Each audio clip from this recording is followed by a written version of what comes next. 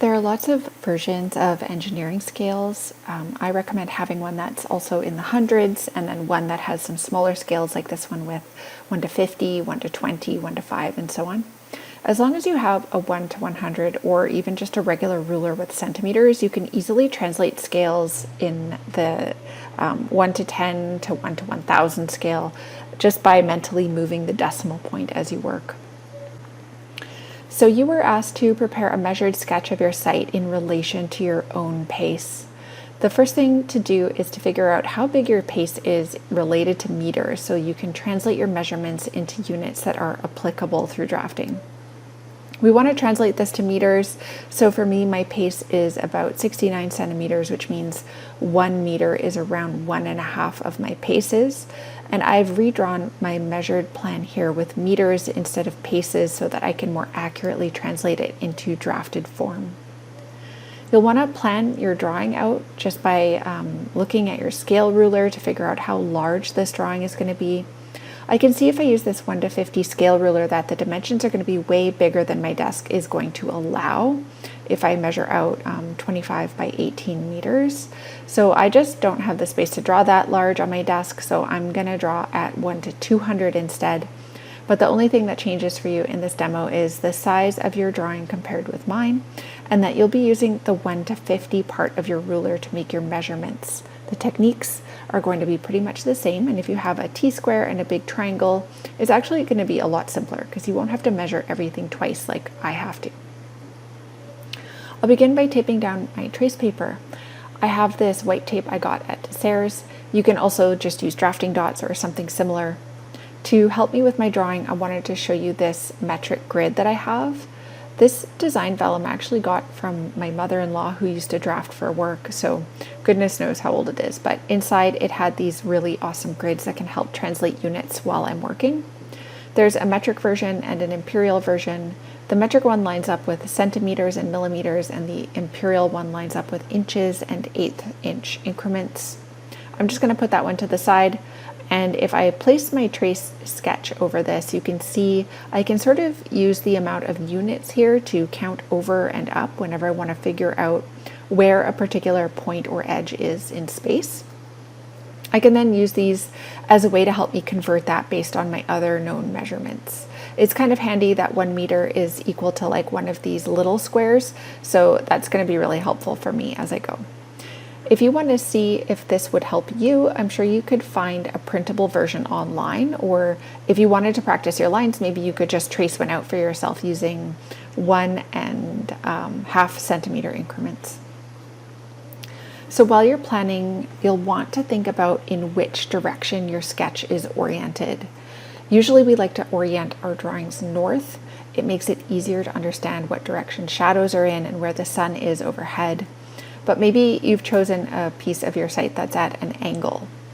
Here's an example. Let's say you're looking at a waterfront or a beach site in Vancouver, and the shoreline is like this. Here's the water, here's the land, and there are a bunch of paths and trees and stuff on site. This is the piece of your overall site that you've chosen to study in this exercise. North usually points up on a map view, but your area is at an angle. We can choose to make it easier to draft and set our sites parallel and perpendicular to the page by turning it instead of trying to draft at angles. So just make sure when you do this that the north arrow is pointed in the right direction on the page. So here it would be at an angle like this. And now it's a lot simpler to translate our sketch, but we also know that north is over here instead of straight up.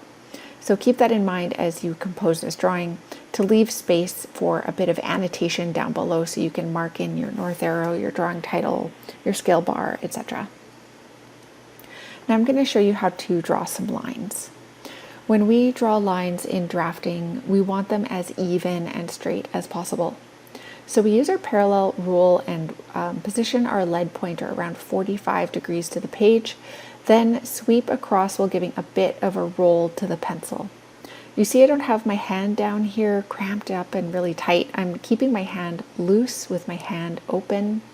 I can roll the lead across the page like this. So why do we roll it?